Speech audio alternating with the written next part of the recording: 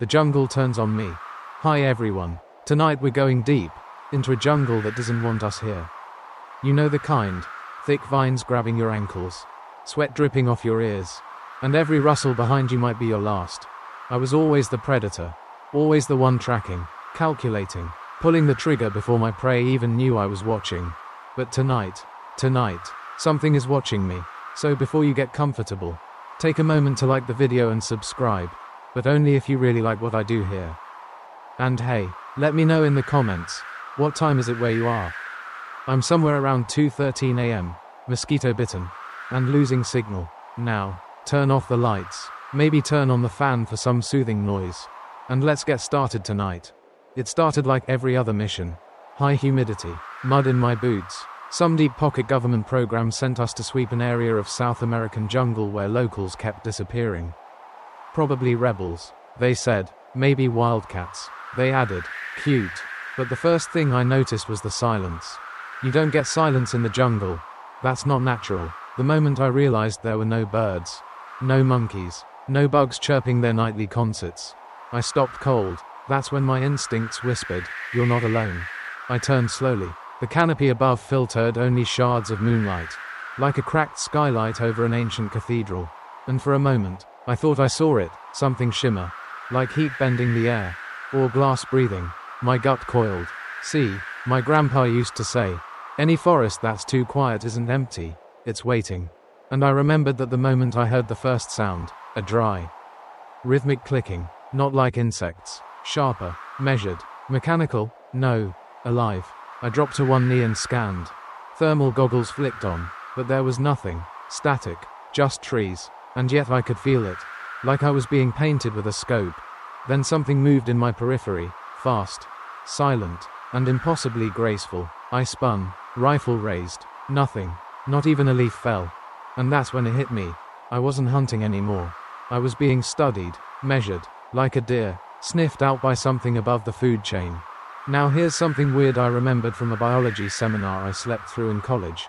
In certain predatory species, like owls or large jungle cats, the silence before a kill isn't a tactic, it's a side effect. Their presence makes everything else shut up. That's how Apex works. I started backtracking, slow, retracing my steps with deliberate care. Each step was like a drumbeat. My heart echoed in my throat. Suddenly, whoosh, a flash of movement overhead. I dove, instinct kicking in. A net slammed into the tree I'd been standing under. Metallic, self-tightening, designed to crush, not kill, catch. That's when I knew, this wasn't some beast. This was intelligence. And I hate admitting this. But yeah, I panicked. I ran, not because I'm a coward, but because I recognized what this was. Not a rebel, not an animal. This was a hunter, and I was now its prize. Old military lore came back to me. Stories from soldiers who went into the jungle and never came back. The thing they swore could cloak, kill, and vanish without a trace. The ghost that clicks. They said if you hear the clicks, don't answer. Don't move. You've already been seen. One theory, tossed around the barracks like an urban legend, claimed it was some kind of alien sport hunter, a being that collected skulls, not for food or revenge, but for honor. As I crashed through brush and roots, I started to believe it. Another click, closer, behind me, then one ahead. I was being herded. I dropped flat, heart hammering. Insects crawled over my arm, but I didn't move. And then, dead ahead, the jungle opened. Moonlight bathed a small clearing, and there it stood. No shimmer now. It wanted to be seen. 7 feet tall, maybe more, muscles like coiled steel, wrapped in armor that looked grown rather than built. Not chrome, not iron, something organic, like it had evolved with the creature itself. Its mask, angular, insectoid, with glowing red eyes, clicked softly as it scanned. But it wasn't looking for me. It knew where I was. I think it was deciding whether I was even worth the trouble. Then it reached for something on its wrist. A small device, pulsing with alien runes. And that's when the fun began. Old jungle wisdom says that when something wants to kill you, it doesn't make a show of it. It strikes. This was different. This was a ritual, and I was the offering, the arrival of the unseen. I didn't breathe for a full 30 seconds. The thing, it stood there like it owned the jungle. Like this was its courtroom and I was already sentenced. It didn't move like a soldier. Not like a man. No wasted motion. No nervous glances. Just total awareness. I've seen elite snipers hesitate. I've seen wolves circle their prey with doubt. But this one, no doubt. No fear. Just judgment. The air around it shimmered again as it raised one arm. And before my brain could catch up, it vanished. No sound. No flash. Gone. You know that feeling when you're in a room and you're sure someone's watching you, even though it's empty? Multiply that by 100. Add sweat, adrenaline, and a twinge of nausea. And that's what I felt when it disappeared. Something about the click of that wrist device must have triggered its cloaking. The heat distortion effect. You'd miss it if you weren't already looking for it. But I had an advantage. Panic. Panic makes you pay attention in all the wrong ways. And sometimes, just sometimes, that's the right thing. So I started backing into the undergrowth. Quiet, careful, but I couldn't stop thinking about that shimmering body and what must have been behind the mask. A face, a monster, or something worse. A man pretending not to be one. And then the forest spoke. Not words, not animal cries. Just a heavy thud. Something massive landed behind me. I didn't turn. I didn't breathe. I just froze. Another click, louder now. Like it was inside my skull. It wasn't just sound. It had weight. It meant something. Later, I'd learn the Yautja, the name they call themselves, use clicks the way whales use sonar. Communication, threat display, even names. But right then, all I knew was this click was personal. It had found me, and it wanted me to know it. There was a shimmer, and then, it appeared, a foot from me. My blood ran cold. Tall, towering, its skin dark and dappled like bark soaked in oil. Armor etched with symbols I didn't recognize. But it was the mask, that cold, dead visor staring at me like I was a museum piece. That almost made me drop my weapon. But I didn't, because somewhere between terror and instinct, something else kicked in, curiosity. I whispered, "What the hell are you?" It cocked its head, and for a second, I swear it understood me. Then the plasma cannon on its shoulder came alive. Just a soft glow, like a sun blinking open. No sound. Just light. And that was my cue. I dove to the side. Heard the tree trunk behind me erupt in flame and splinters. Not exploded, melted. I rolled, raised my rifle, fired. Pointless. The rounds hit armor and sparked off like gravel on a tank. It turned slightly, more annoyed than hurt. I think it was, disappointed. And then it vanished again. I scrambled up a ridge. Lungs burning. My legs screamed. But I didn't stop. Behind me, nothing. Not even wind. It was hunting me, like I used to hunt. And I was failing. That's when I remembered an old zoology class back in basic training.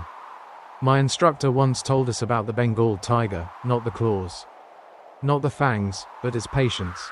It could stalk a man for days. Apes fight, dogs chase, but predators like tigers, they wait. And I realized, this thing, this predator, wasn't just tracking me. It was testing me. And I was doing miserably. I reached a dry creek bed. The rocks were slick, but I needed water, cover, anything. I crouched, trying to calm my breath. Fingers trembling. The clicking had stopped. No more shimmer, no more glowing cannon. And that scared me more than anything. Because now it wasn't warning me. It was playing with me. You ever play with a bug before you squash it? That's where I was on the food chain. Suddenly, behind me, a whirring sound. I turned just in time to see a spinning disc embed itself in the trunk beside my head. Glowing, buzzing softly, like it was alive. I knew better than to touch it. That wasn't a weapon. It was a signature. A mark. I had been tagged. Here's something you might not know. The Yautja don't just kill for sport. They mark their prey. They study it, like researchers, or artists. They catalog. I was part of someone's thesis now. A science fair project with plasma weapons and trophy skulls. And somehow, in the panic, that made me laugh. Just a short, nervous snort, but enough. And in the jungle, even your laughter is a mistake.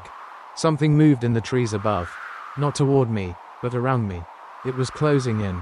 I had minutes, maybe less. Random fact, sloths can take 30 days to digest a single leaf. Has nothing to do with this story, but I figured if I'm going to die, I might as well pass on something you can use at a dinner party. But let's be clear, I wasn't ready to die. Not yet the face beneath the mask. I always believed that fear wears a face.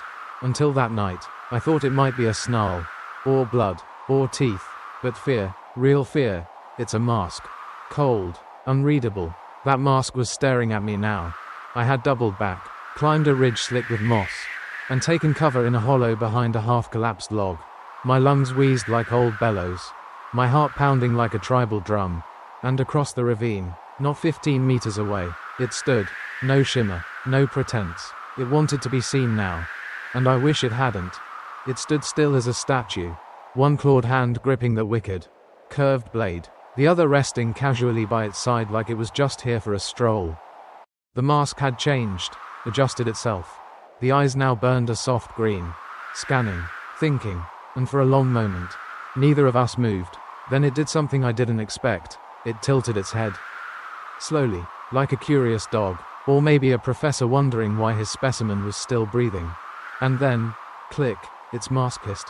Vents along the sides expelled a soft mist. It was taking the mask off.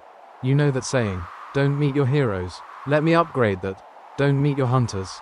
The mask dropped, revealing a face that was something between nightmare and perfection. Skin like burnished copper, taut over a skull too large for anything terrestrial.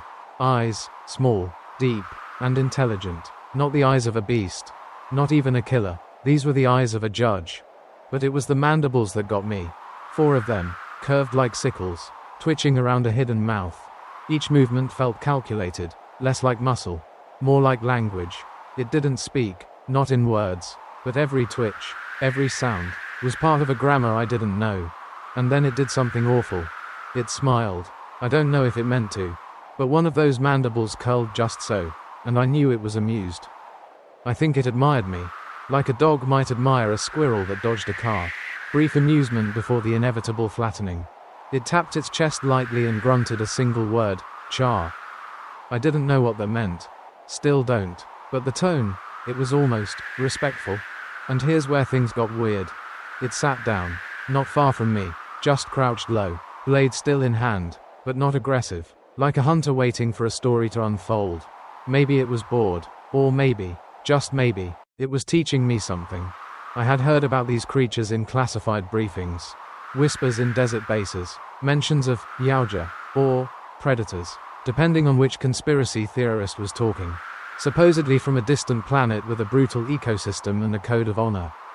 But seeing one up close, that changes you. Now, according to some off-book briefing I half remember from years back, their planet, called Yautja Prime by humans, is a furnace of a world. High heat, extreme pressure, and a sky that never cools. Only the hard survive, which explains their biology. These things aren't just strong, they're built for war. Thick skin, muscle mass off the charts, redundant organ systems, even green blood, which, yes, I had seen before that night in a different incident. But that's a story for another time.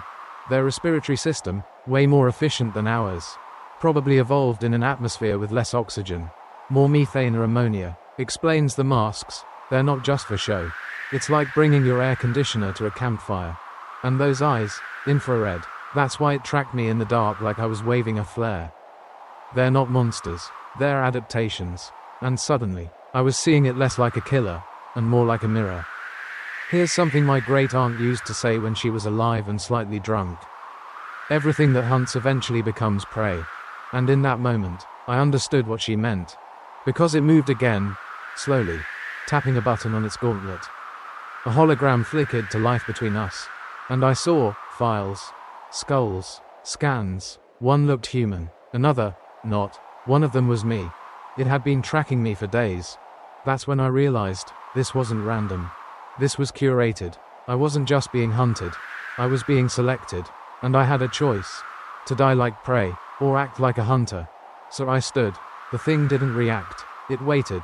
I reached slowly, deliberately, and drew the combat knife from my boot. I held it up, not threatening, just declaring. Its mandibles twitched. Then it rose. Towering, gleaming, terrifying, and maybe, just maybe, respectful. It tapped its chest again and snarled something low. It sounded almost like a challenge. Oh right. And I understood. This wasn't a death. This was a test. And I had just qualified planet Yautja and the Hunter's Code. When I was a kid, I used to think Mars would be red deserts and robot rovers forever. Now, crouched in the jungle, facing a creature who could split me in half and still have time for a protein shake. I started imagining their homeworld. The predator didn't speak, not with words anyway, but its body, it told stories, ancient ones. That armor, worn, scratched, not dirty, but marked with purpose. Symbols carved into the shoulder pad like a veteran's tattoo sleeve. The way it moved, measured, unhurried, like someone who's been here before. And won, every time. So yeah, I started wondering, where do these monsters come from? What kind of world makes this? That's when it walked past me. Not at me, past me. It stopped near a tree, pressed its claws into the bark, and traced a symbol, 3 slashes, then a curve. I didn't know what it meant, but it felt ceremonial, not random. And then it sat again. I sat too, because, I mean, what else do you do when the jungle's apex predator decides to have a TED talk? Yautja Prime. That's what they call it in the redacted files. But they never show pictures. Only words like, inhospitable, extreme, predator favoring. Imagine a planet that makes Earth's rainforests look like spa retreats. High gravity, sweltering heat, acid storms. The kind of place where everything has teeth. Even the grass. And from this chaos, a species that didn't just survive. It dominated. The Yautja didn't build cities. Not in the way we think. They built arenas. Entire regions turned into hunting sanctuaries. Training grounds. Proving fields. Their society, not unlike ours. If you replaced corporate ladders with literal spines. It's not enough to survive there. You have to earn your breath. Every day, every kill. And that's how their code began. They call it the Code of the Hunt. Not a book, not even spoken aloud. It's passed through scars, symbols, and victories. But the basics, they're clear. 1. Only hunt the worthy. You don't shoot prey that can't shoot back. Children, unarmed civilians, the sick or wounded, they're off limits. Killing them isn't just dishonorable, it's shameful. 2. Never kill your own, unless they deserve it. Break the code, you get hunted by your own kind. Arbitrators, enforcers, and they don't just kill you, they erase you, as if you never existed. 3. Earn your mark. You start out unblooded. That means no hunts, no kills. You're not even allowed to wear certain armor. To become blooded, you have to complete a worthy hunt, usually by taking down something terrifying. Think xenomorphs, or people like me. 4. Leave no trace. If a hunt goes wrong, or the prey escapes, you self-destruct. Literally, that wrist gauntlet, not just a weapon, it's a nuke. You lose control of the hunt. You end it, period. I watched the predator in front of me trace another mark into the tree bark. Then pause. It didn't look at me, just kept working, like it was cataloging something. Then it pulled out a small object from its belt, metal. Dull, triangular. A token, it placed it on the ground between us. An offering? I didn't move, not yet. Instead, I asked the only question that mattered. Why me? It looked up, for the first time, looked at me, not through me. Then it tapped its chest again. Blooded. It growled. I didn't know what that meant fully. Not then, but I could guess. I was its test, its rite of passage. If it killed me, it would be blooded. If I killed it, well, I'd still be dead, but with flair. There's an old expression my uncle used to say, honor is just pride with a job to do. I think the Yautja live by that. Every hunt is a job. Every kill has purpose, not vengeance, not hunger, proof, and in some twisted way, it's almost beautiful. See, they don't just collect skulls. They preserve them, clean them, display them, they even engrave them, as if every kill is a chapter in their autobiography. We mount deer heads, they mount legends. Quirky fact, some linguists believe the Yautja language uses scent markers along with sound. Meaning they literally smell their verbs. Imagine having to sniff out past tense. Makes French look easy. Anyway, back in the jungle, the silence thickened. The token between us glinted slightly in the moonlight. And then I understood. This wasn't just about the hunt. It was about legacy. This thing didn't come here for fun. It came here to earn something. And now, I was part of that ritual. One of us would leave this jungle with a mark. The other wouldn't leave it all weapons of ritual and precision. They say a warrior is only as good as the blade in his hand. But the predator is the weapon. Everything else, just icing on the skull-shaped cake. When I reached for the token lying between us, the predator didn't move, just watched. Not like a hawk, but like a teacher. And that's when I saw it, up close. Strapped across its chest and shoulders was an arsenal that would make any Black Ops team cry from envy. But what hit me hardest wasn't the firepower, it was the craftsmanship. This wasn't military tech, it was art. The first thing that caught my eye was the shoulder-mounted plasma caster. You know, the one that turns boulders into puddles of lava. It wasn't just a gun, it was an extension of the creature's will. It tracked my movements like a second set of eyes, guided by the helmet's optics, heat vision, multi-spectrum targeting, motion tracking, basically, a Terminator's dream toolkit. But even more impressive was how smoothly it moved. No servos, no noise, just thought and execution. Then there was the retractable spear. Sleek, symmetrical, collapsible into a baton and extendable with a flick of the wrist. Its surface was etched with kill marks, each one. No doubt, a story. I could almost hear them screaming. And the blades, oh man, those were personal. Twin wrist blades, extending with a mechanical SHNK like the jungle's answer to Wolverine. Razor sharp, humming with energy, possibly monomolecular. If you're not familiar with that term, it basically means the blade is so sharp it cuts between molecules. Think, slice a tank in half, sharp. Then there was the smart disc. A round, deadly frisbee with a temper. Once thrown, it homes in on its target, slices through flesh and steel alike, and returns. Boomerang meets buzzsaw. I'd seen one embedded in a tree earlier. What I didn't see was how close I came to wearing it as a necklace. But here's the thing, none of these weapons were used carelessly. Each was drawn for a specific moment, for a specific enemy, not a single tool wasted. No overkill, no ego. Which told me one thing, these weren't just tools of survival. They were instruments of ritual. In fact, every predator hunt is a ceremony. The weapons aren't chosen at random, they're earned. Each tier in their hierarchy allows access to more advanced gear. Youngbloods use simpler blades. Blooded warriors get the caster. Elites, well, let's just say if they're showing up, it's because someone's getting vaporized. And don't even get me started on the cloak. The cloaking device isn't invisibility in the magical sense. It bends light, adaptive camouflage. But there's a trade-off, it doesn't work well in water. And intense movement or loud sound can disrupt it. But when used right, you're already dead before you notice the shimmer. Now here's an academic debate worth mentioning. Some xenologists argue that the Predator's technology might not be self-developed. There are traces in some of their gear, specifically the wrist gauntlet, that suggest reverse engineering from older, more ancient civilizations. Some even whisper about the engineers. Yes, those engineers. But others argue, look at the integration, the ergonomics, the aesthetic harmony. These weren't borrowed, these were refined. That's the difference between a soldier and a warrior. A soldier fights to win. A warrior fights to become. The Predator beside me now pulled something from its hip, a curved blade. Longer than the wrist knives but shorter than a sword. Like a machete designed by a sadistic architect. The handle was wrapped in coiled sinew. The blade had grooves, likely for blood runoff, but they looked ceremonial too. Like they told a story. It ran a claw across the edge. Sparks danced in the moonlight. And then, it placed it on the ground.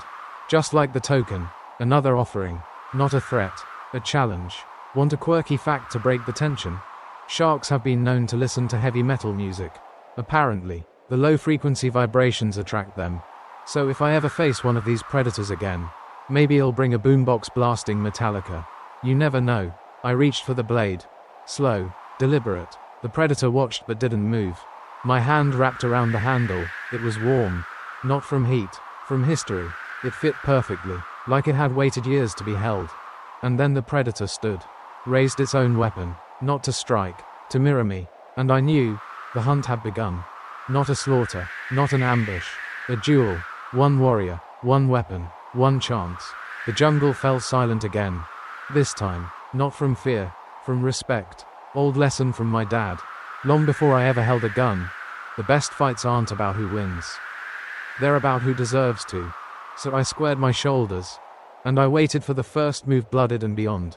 There's something strange that happens right before a fight starts, not a bar brawl.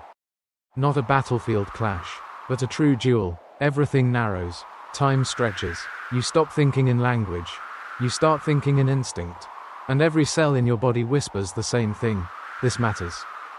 That's how I felt, standing blade in hand, Across from something that should have killed me 5 times already, but hadn't. Not out of mercy, out of ritual. The predator in front of me wasn't there to ambush me. It was there to prove itself. And apparently, so was I. We circled. Its stance wasn't animalistic. It was precise, like a dancer, or a samurai. Then it lunged. I barely dodged the first swing. That blade, it sang through the air. Not with a whistle, but a frequency I felt more than heard. I rolled, struck low. My blade caught its thigh armor and sparked, but didn't pierce. It didn't roar, didn't scream. It nodded. The duel was on. And look, I'm no superhero. I've trained, I've fought, I've survived, but I'm still a guy with 2 lungs and a questionable knee. This thing, it was made for this. But I noticed something important. It was holding back. Not in pity, in control, testing, measuring, judging. Now here's where it gets wild. See, in Yautja culture, earning your blooded status is more than just killing something strong.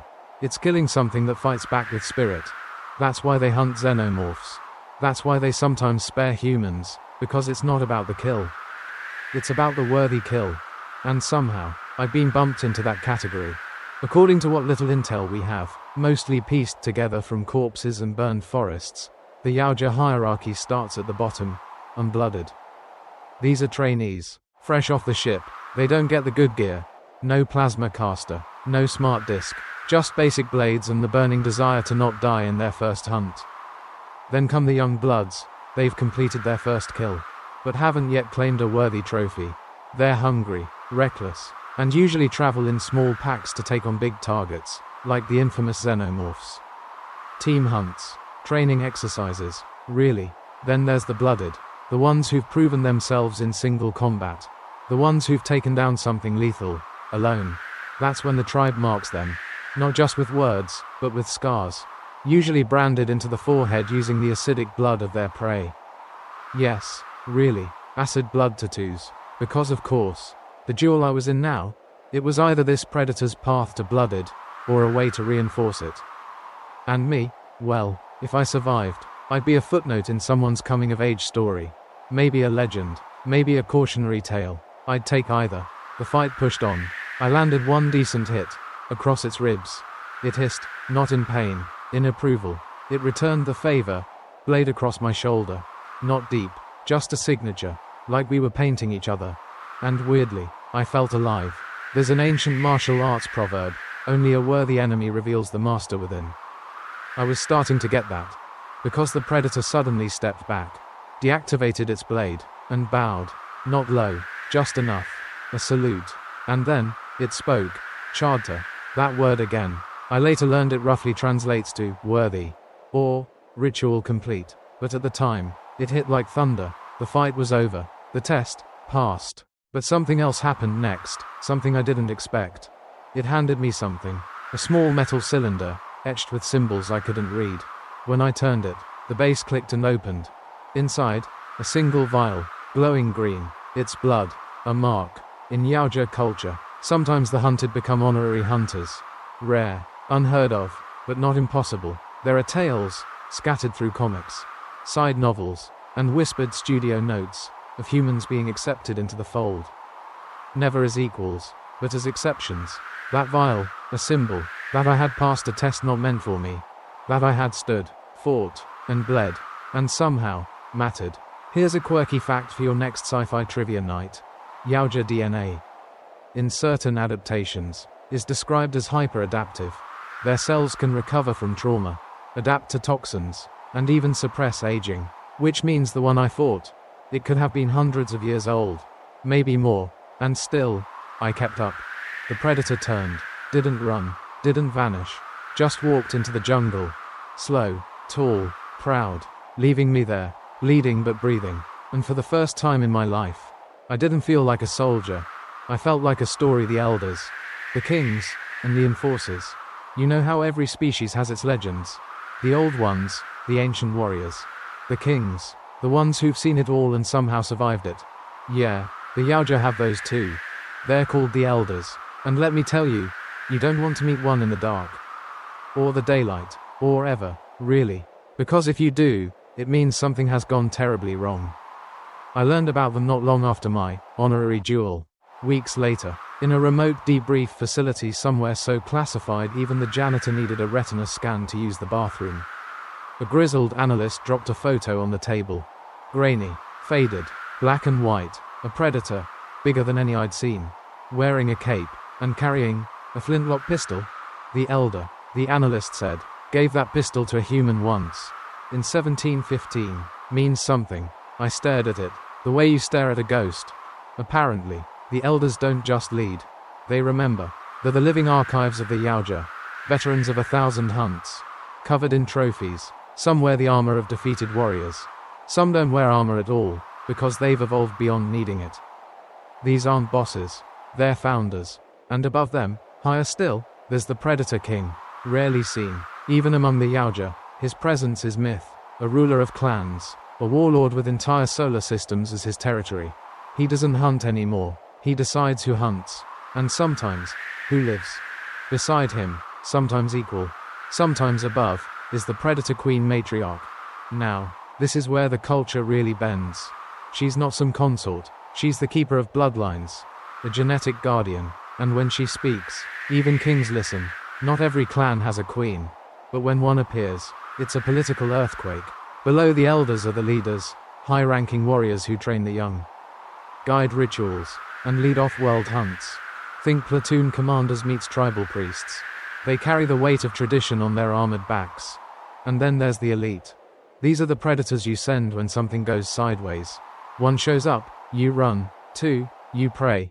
They're executioners with style. Precision killers. Not just fighters, they're students of the hunt. They know every prey, every terrain, every weapon. They don't need luck. They are luck. For their side, anyway. But the ones who scare even them are the arbitrators. Now that's a job you don't want. These are the enforcers of the code. The judges. The assassins of justice. If a predator breaks the law of the hunt, kills civilians, slaughters recklessly, dishonors the ritual, these guys show up. And they don't talk. They clean up, ruthlessly. You know those videos where SWAT teams burst into a room with synchronized precision? Now imagine that, but in space. Invisible, and angry. An arbitrator will track down a bad blood predator, yes. That's the actual term for the lawbreakers, and eliminate them with the kind of efficiency that makes Hitman look like a mailman. I once asked the analyst, what happens if an arbitrator fails? He stared at me, dead-eyed. They don't. So yeah, don't mess with arbitrators. Let me tell you something my grandmother once said while smoking a pipe she claimed was older than me. Every empire has 2 rulers, the one who wears the crown, and the one who carries the axe. For the Yautja, the crown is honor, the axe is the arbitrator. And somewhere in between them are 2 unusual roles, the Egerton and the prince. An Egerton is like a chief of staff, a battle-scarred warrior who advises, strategizes, and occasionally slaps younger predators upside the head when they act stupid. Kind of like a predator drill sergeant with less yelling and more stabbing. And the prince? The predator prince. Not royalty in the fairy tale sense, but heir apparent. They're young, but dangerous, often reckless, often brilliant. Their future depends not just on bloodline, but on honor earned. No handouts in this family. There's a case file I read about a prince who disobeyed protocol during a multi-species hunt on a Mars outpost. He killed a non-combatant. An arbitrator was dispatched. The prince didn't survive the lesson. Here's a quirky off-topic fact. Octopuses have 3 hearts. 2 for pumping blood to the gills. 1 for the rest of the body. When they swim, one of those hearts actually stops beating. Maybe that's what makes predators such good hunters. Maybe their hearts never stop. The hierarchy isn't just about power. It's about proving you deserve it. Every level, from unblooded to ancient, is carved in experience. Blood, scars, and story. They don't inherit status. They earn it. Back in the jungle, I didn't know all these titles. Not yet. But I could feel them. The weight behind the armor. The centuries etched into every move. The predator who spared me. He wasn't just climbing the ranks. He was joining a legend. And for some strange reason, he let me witness it. Predalien. Betrayers, and the end of the line. If you've stuck with me this long, you're probably wondering, what happens when things go wrong? I mean, when the system breaks down. When the hunt turns sideways. When the code gets shredded. Well, that's where things get ugly. Let's start with the Predalien. Yeah, you heard that right, a predator-alien hybrid. It happens when a xenomorph, that acid-bleeding, wall-crawling nightmare fuel from another corner of space, manages to infect a Yautja host. The result? Something even the elders lose sleep over. The Predalien is bigger, smarter, stronger, and hungrier than either of its parents. It carries the combat instincts of the predator and the reproductive horror of the xenomorph. And the worst part? It remembers. Not just survival, strategy. There's an unspoken terror in Yautja circles about this kind of fusion. It's not just a biological accident, it's sacrilege. Pollution, like mixing sacred blood with venom. If a Predalien is ever discovered, it becomes priority one. Wipe it out, erase the site, cleanse the shame. And if the predator who carried it is still alive, they're not. But sometimes the threat doesn't come from another species. Sometimes, it comes from within. Enter the bad bloods. These are predators who've broken the code, who've killed dishonorably, who've hunted innocents, who've enjoyed the wrong kind of fear. They don't stop, they don't answer calls, they don't care. They're serial killers in advanced armor. And when a bad blood emerges, the Yautja don't debate ethics. They don't vote on what to do. They send an arbitrator. I read a classified file once. Not just redacted, scorched. It described a bad blood who modified his weapons with stolen human tech, broke into a UN safe zone in Bolivia, and killed 12 people, non-combatants. A scout ship picked up the breach. 3 days later, the entire region was cratered. When I asked who did it, the analyst just said, internal matter. And that's the scary part. Even with all their tech, all their rules, they still fall, just like us. There's something strangely human about that. We build systems, codes, chains of command, but no matter how perfect we think we are, there's always someone who goes rogue. And someone else who has to clean it up. Now here's a curveball. Some theories suggest that the Yautja once had a civil war. Not in a movie, not on screen, but in lore buried in the expanded universe, comics, novels, whispered fan translations. Apparently, there were factions. One wanted to preserve the old ways, ritual hunts, honor above all. The other wanted conquest, expansion, domination. Guess which side won? No one knows. But the silence speaks volumes. And then, there's the question of how it all ends. What happens to a predator who grows old? Not all of them become elders. Some fade away into obscurity. Others take on one last hunt, knowing they won't return. It's called the final hunt. A spiritual suicide mission. Not for glory, not even for honor, but for closure. One last test. One last fight, against a foe they know might win. Because to the Yautja, death isn't failure, cowardice is. I once saw footage, blurry, infrared, of a single predator. Old, scarred, limping into a xenomorph hive alone. No backup, no bombs, just blades. He didn't make it out. But 10 hours later, that hive was empty. Random fact. Jellyfish are biologically immortal. They don't die of old age. Their cells just reset. Over and over. Sometimes I wonder if the Yautja envy that. Or fear it. Because for them, every life must end with a hunt. So where does that leave me? A human who faced one of their own. Survived. And lived to tell the tale? I don't know. I've never seen another predator since that night in the jungle. But sometimes, when the wind's just right. When the trees shift without reason. When I hear a faint clicking sound in the static of my radio.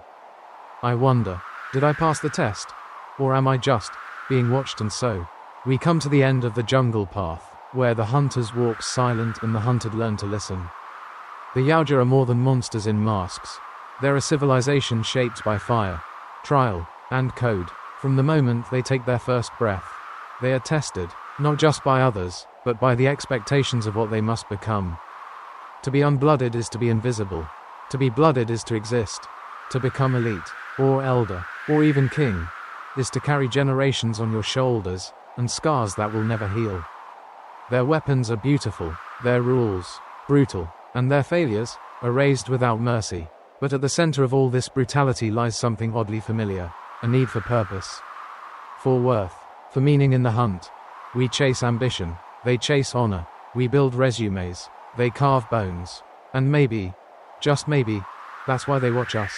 Because even in our chaos, they see a spark of something worth chasing. So if you ever find yourself alone in the woods, and the world suddenly goes quiet, If the birds stop singing, if the trees hold their breath, and you hear that dry, alien click echo through your skull, don't run, don't fight, stand still, and hope, pray, that you're worthy enough to be remembered. Because in the predator's world, to be hunted is an honor.